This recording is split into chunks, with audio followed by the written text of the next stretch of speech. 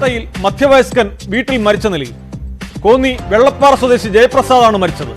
മൃതദേഹത്തിന് 1 മാസത്തോളം പഴക്കമുണ്ട്. മരണകാരണം സംബന്ധിച്ച് പോലീസ് അന്വേഷണം തുടങ്ങി.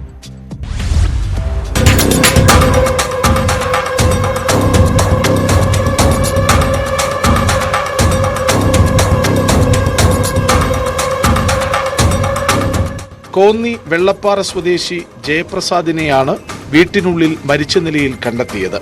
ജയപ്രസാദിനെ 1 മാസമായി കാണാനില്ലെന്ന് കാട്ടി ഭാര്യ കോന്നി പോലീസിൽ പരാതി നൽകിയിരുന്നു. ജയപ്രസാദും ഭാര്യയും കുടുംബ പ്രശ്നങ്ങളെ തുടർന്ന് 6 വർഷമായി അകന്നു കഴിയുകയായിരുന്നു. 1 മാസം മുൻപ് അസുഖബാധിതനായ ജയപ്രകാശ് ആശുപത്രിയിൽ ചികിത്സ തേടിയിരുന്നു. അന്ന് ഭാര്യയെ വിളിച്ച ശേഷമാണ് ജയപ്രസാദിനെ കാണാതായത്.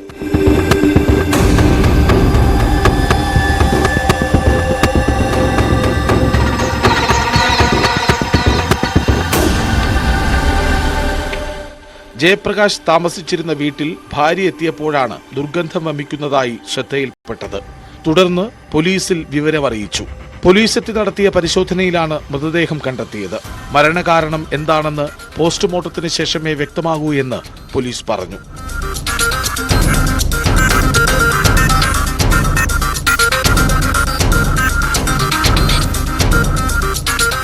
ന്യൂസ് 18 പത്തനംതിട്ട.